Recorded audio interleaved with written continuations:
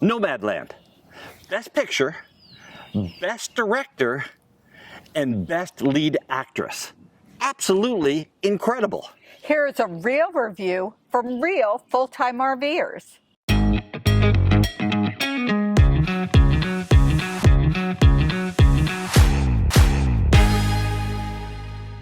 Best Actress, Best Director, and Best Movie. 3 of the coveted awards in the Oscars, and Nomadland this year took all 3 of them. Yes, what a win for them. You know, I just, before we get started, Okay. I just want to congratulate everybody that worked on these films. And, you know, you and I both know how hard it is to work on a film and, you know, to push all the way through and then go through the Academy process. It's grueling, believe me, from somebody that's been there and done it. It is a grueling, grueling process. But, you know, their attention to detail, you know, got them to win these awards. On the flip side of that, though, my concern is that the marketing people, that the industry kind of sold us a story about what RV life is and about what van life is. And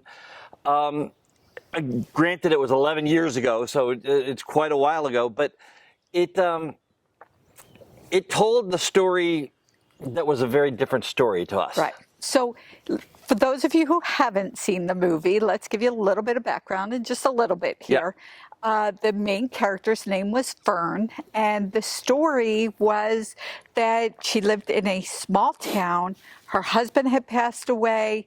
The town, the industry in the town had shut down, so her husband passed away. She was losing her house because the town, you know, just shut down, and even the zip code got decommissioned. This is a big thing for Dan. It really is. I've never heard of that. That, you know, this was a town. It was called Enterprise, Nevada. It's up near Reno, Nevada. Right. Empire, Nevada. Up near Reno, Nevada. And the post office actually decommissioned the zip code because the town completely shut down. Right, right. Now, the big part of the story, and that wasn't the big part of the story, but just to give you a little bit of background here, the main character then decides that she's going to go live in her van. And so the one thing that we want to talk about, it was 10 years ago, so it was in 2011. It was 10 years ago, and, you know, van/RV life was very different than it is today. And not only that, but there are different people. So let's jump in and talk about, you know, the reality of how Fern lived in her van compared to other people and or RV livers today. Well, you know, the first thing is that I believe from watching this movie that this was her choice. You know, it was a choice that she wanted to be alone and she wanted to live alone. And they pointed out throughout the movie, maybe not necessarily in order, but they later pointed out she had choices. Absolutely. There was a friend that she could go live with, her sister she could go live with, and later on a secondary love interest she could have gone and lived with. Right. But in all cases, she chose to be alone. Right. So there are, again, those people who live in, and I'm going to use the word RV, and that'll be anything from somebody who chooses to go out in their car and have a tent to a 40-foot RV and everything in between. So just for purpose, we'll call it RV living. She chose to live in the van, as well as the choice to really isolate herself. And that's the best way I could explain what I saw in the movie. And there's, you know, still people today that want to live a very isolated life. That's not our That's not our life. That's not our way. Not at all. But at the same time, I want to go back to what I said at the top of the show. When I was sold this movie on the trailer, I was sold a story about RV life. I was sold a story about what it's really like to live in an RV life. And I think that they told a story of what it was like to live her life, but her life was a lot of her choices. And I don't know if it's representative of even the nomad people today that live in the vans and they go and they meet at Courtside every year. I don't know if that story was told Right. 100%. So now we want to make the comparisons. That's the point in this video, is for us to make the comparisons. There's no right or wrong. Right. Again, we've met people that choose to be very isolated, and we've met people that are the life of the party and trying to gather people together. So let's talk about some of that. One of the things we really want to address here is the fact that just because she chose to live in an RV, and you made it very, very clear, throughout the movie, it was her choice. She had a lot of options. But the one scene in the movie where she meets up with somebody who must have lived in her neighborhood, and the two daughters, and they were concerned that she was homeless.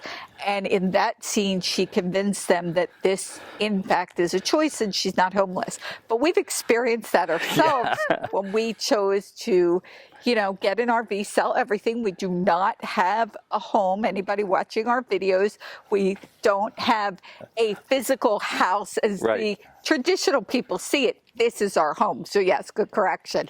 This is in fact our home. So what was the term? We're not homeless, we're houseless. We're houseless by choice. So, but it's an interesting story. Yeah, it is interesting in that I think people have maybe, and it's all coming from a good place. I'm not saying it's not coming from a good place, but when word got out to friends of mine and people that we know that we were selling everything and that we were going to live in an RV, I think the automatic assumption that where people go is that, we were having financial problems and that COVID put us in a bad place and that we needed help. And I actually got a phone call, and I'm very grateful for the phone call from a gentleman that I mean, he's a friend. He referees high school football with me. He's on my crew, but we don't know him that well. I mean, I socialize with him after football games and after meetings. But Patti and I have never gone out together and met him or his wife. And he actually picked up the phone and said that I heard that you have to go live in a motorhome, and I just want to let you know that if you need, you're always welcome here. I have 10 or 15 acres here, and you can park your RV, or I have a bedroom, you can come live with us. Right. So, and again, very grateful that there are people in our lives that when they felt there was a problem, they felt, and that has to be an uncomfortable conversation.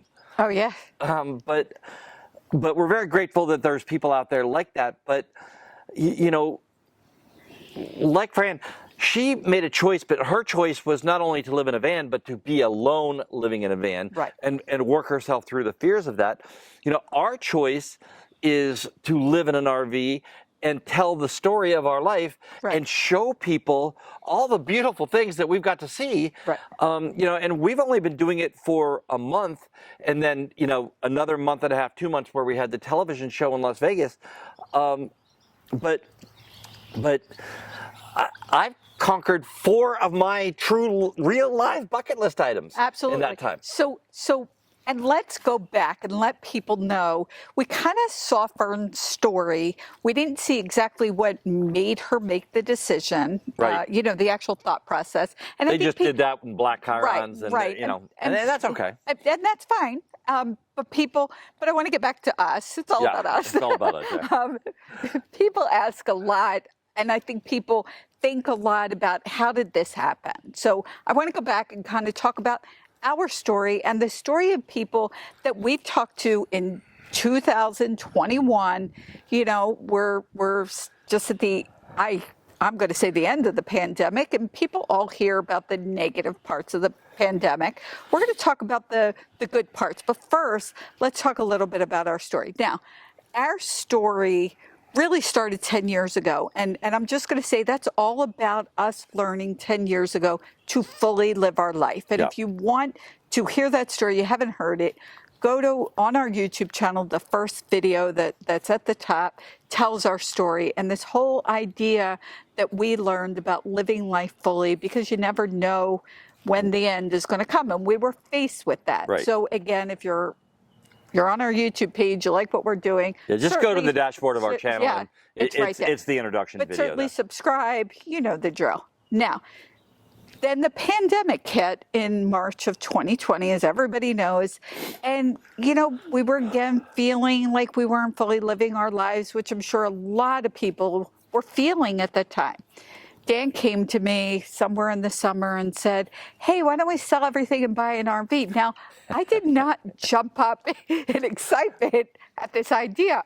So I'm trying to wrap my head around it. And I think like people who watched the movie that had an idea of van life and RV life, I think that we have a perception. And that's what went through my head. I'm going to be very honest. Now, mind you, though, let me just, protect myself a little bit in that comment. Living in an RV and traveling the United States and seeing everything that there is to see and taking Patti to some things that I've already seen, but like, when you share it with your spouse or your grandkids, it's like redoing it again. Right. And this is something that I have talked about since we met, many, many years ago. And we've even gone to the point of going to RV shows and going to dealerships and looking at RVs. So it didn't come out of the blue completely, but it kind of did then. For me, and it came out of the blue. And it's different to say, hey, let's get an RV, because we had been in RVs and go to a campground and meet friends and people like. It's different to come and say we're selling everything and let's, get rid of the houses and that kind of stuff. Very different. So for me, there had to be a lot of conversation, and we did. We had a lot of conversation. What does this look like? What's the purpose of it? For me, yes, my big thing is I want to see the country. I want to see the things that I've not gotten to see. I want to share those things with our kids. We have 5 kids, 4 married, 9 grandkids all over the place. So I want to share that with our kids. And then, the pandemic hit. People feel like they're stuck in the house. We were feeling that way too. So now I'm thinking, okay, how can we do this, still work on the road? But our thing over the last 10 years has always been what can we do to make the world a better place, for lack of a better term, inspire people. And that's, what we were about. So when we said, okay, well, creating videos, showing people, for my mom who's up there in age, she's not getting the chance to go see the Grand Canyon, but she could see it through our videos. So that was where I got on board with it. Now, I was still a little worried about showers and water, conversation for another time, but that was our reason. Right. And because of the thought process, we were able to, build a YouTube channel. And, again, we're in our infancy. We have less than 1,000 subscribers right now, but we're building every single day, and we're putting, videos up every single week. And we've already been rewarded for our efforts because, before we even got the RV, we started doing videos in the Las Vegas area. And some people at the CW saw it, and they gave us an opportunity to do 4 weeks of a TV show in Las Vegas. So I'm on track with what we're doing, and Absolutely. I think that it makes a difference. Right. Now I just want to say here that when I talk about our business and working on the road, Dan's been in the entertainment industry. Again, it's in the video in the front, but in the entertainment industry all of his life. So this is, his life work. My love is to be able to teach and to empower people. But let's bring it into 2021. Now we're in the RV. And we're meeting people. Why do people choose to get into an RV in 2021? Well, and that's a big. It is a big deal. And when I say RV, again, 10 to 40 plus foot. Right. Everything in between. I'm going to point out that this might not have been possible 10 years ago, and that's because the internet is very different today. We have a special antenna, and we're going to do a video on that. And when we finish that video, we'll link it to this video. But we have a special antenna. We have a special receiver. We have 500 gigabytes a month. It says unlimited, but you really only get 500 gigabytes a month. For those who aren't technical, that's a lot. It's a lot, in our first month, and we're on the internet all the time. Right. We have a desk in there. We have a Final Cut Pro suite in there with 2 monitors, and we're uploading videos to YouTube all the time. We're even doing live videos, and we're able to do all of that. I think there was only one place the entire time that we've been out and about that we didn't have internet. Right. So the thing is, so the pandemic hits, people are stuck in the house, people are doing more RVing. We'll talk about some of those numbers. And people are working from home. Yes. So now there's more and more people working from home and people saying, okay, so can I be in an RV and work from home? And now in today's environment, the answer is yes. 10 years ago, it wasn't. You saw in the video the Right. various jobs that Fern did to, bring money in. But today, very different. So we met a lot of couples. Yeah. With Not kids, just couples, with kids. with kids, single people. We've met all kinds of people, but some of the interesting stories, we met a couple that was from North Carolina, and we were out at Lake Mead. Yes. And we stopped and we're talking to this woman, 2 adults, 2 kids, and a big dog. They were in a SUV type car, Right. and they had a tent. She had a little setup for the food. And she said, the kids aren't in school. She said, we're doing school remotely now. She said, my husband's working remote. We decided to get in the car and drive across the country. And why were they in Lake Mead? Because the son was learning about the Grand Canyon. She said, what could be better than just taking him there? Yeah. So they were heading to the Grand Canyon. Yep. And showing him hands-on. And we've seen a lot of parents with small children and, doing that same thing. Let's go out and see these things. And it's funny because while we were talking to the wife and the kids, the husband was in the back seat of the van, and I wasn't quite sure what he was doing until he came out and a plane's going over top of us. But, we'll just keep shooting through. He was actually on a Zoom meeting in the back of the van. Right. So one of the good things about COVID is I think that we have learned as a society that we can do things different and we can get on Zoom and get business done. Right. And I think the biggest thing for me, and again, I want to look at the upside of this last year. And the big thing is really going out living life. So, there are people that work all day, they come home, they have some time with the kids, they, on the weekend you're mowing the lawn or whatever. And I think that's changed for so many people. And for our son, Danny, yeah, that was big. It was big. Let me just real quick, let me just tell you the story of, Danny. Lived in San Francisco or outside of San Francisco. They actually lived in Walnut Creek. He would get up every morning, get the kids breakfast, get them and take one of them to school or 2 of them to school or whatever it was they had worked out that day. He got on what's called BART train. And he's on this train for 45 minutes to an hour and a half, depending upon, what time and the trains and how many people are on the trains. Sometimes not even having a seat on the train. It's so packed, you just have to stand up that whole time to get to work. And then he would go to work all day and then get back on the train and not get home until 6 or 7 o'clock. And that is known as the grind. Yes. Okay. And so, and they have 2 little kids. So, you're trying to spend time with kids. And I think that right there, that story right there is the positive part for a lot of people. Well, that's the negative part. We haven't told the positive part. Well, that's the negative part. So the positive part is that he works at home. Now he works at home. And his company, and we won't mention names, said, we're not going to have you come back. You know what? Make a space in your house, and they offered him some money. And he's one of the lucky people. We've realized that.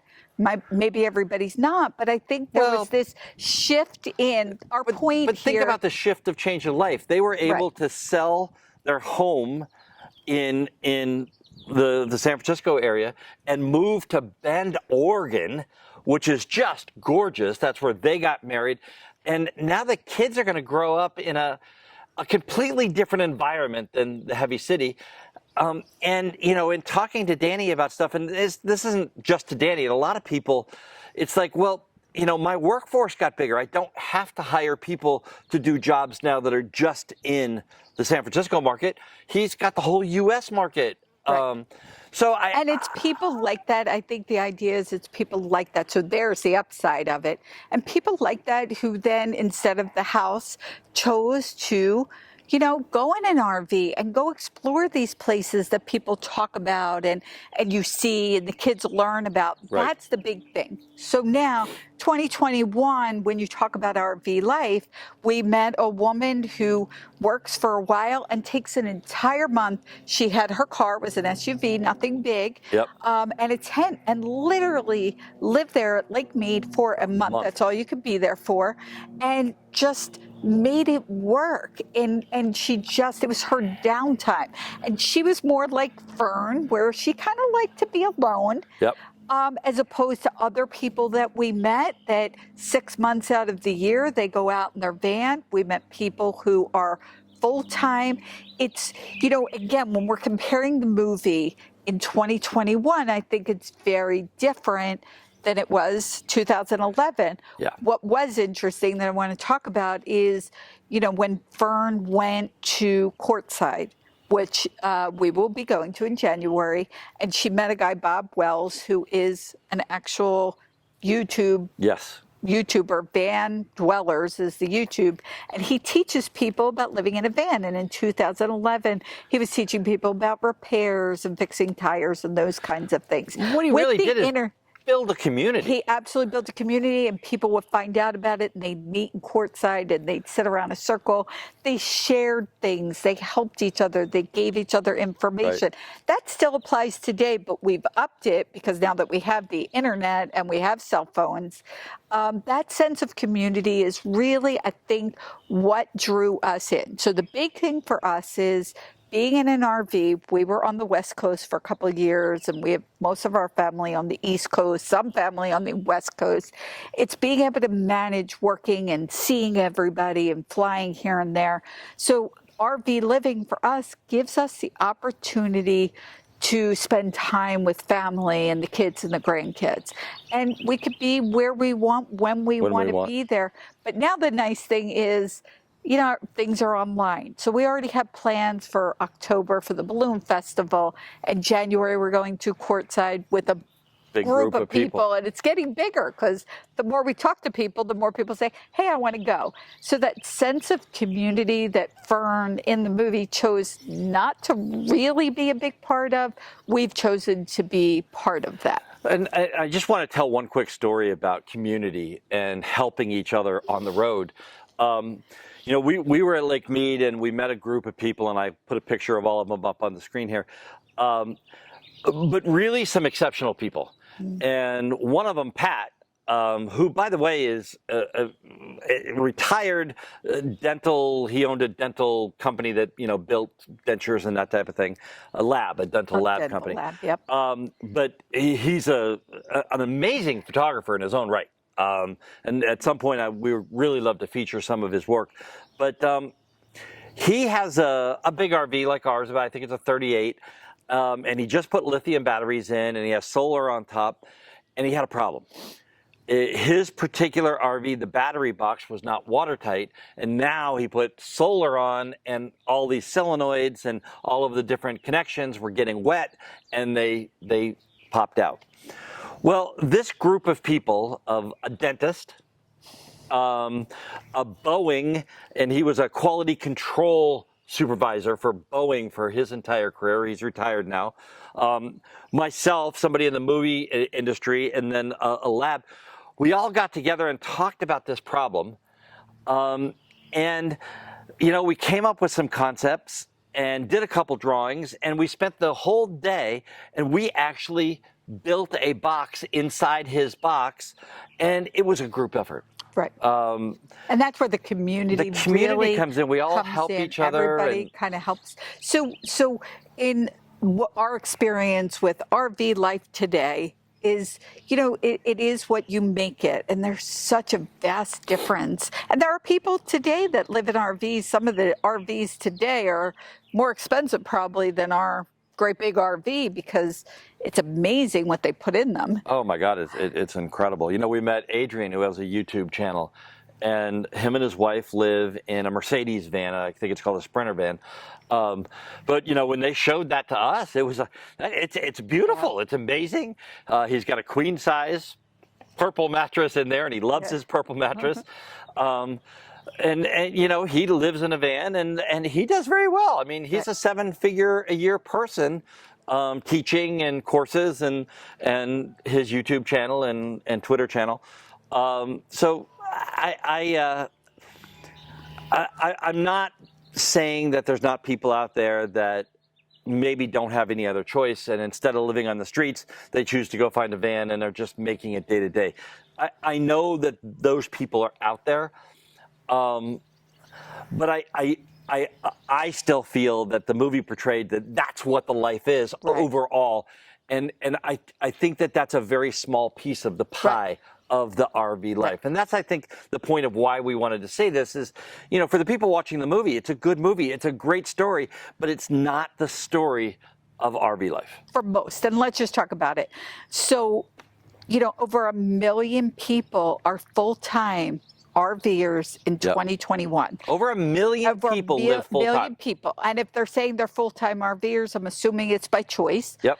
The part-time RVers, what'd you say the numbers were? It was crazy. It's crazy. It's like 50 million people part-time. 50 million people. So people that have RVs, and there's such, again, a variety, or, you know, the fact of said the kinds. that those 50 million people go 2 to 4 weeks every year. Right. Are out. So, you know, it's a way of life. And again, I just can't say enough. There are people that do live in the nomad lifestyle. There are people.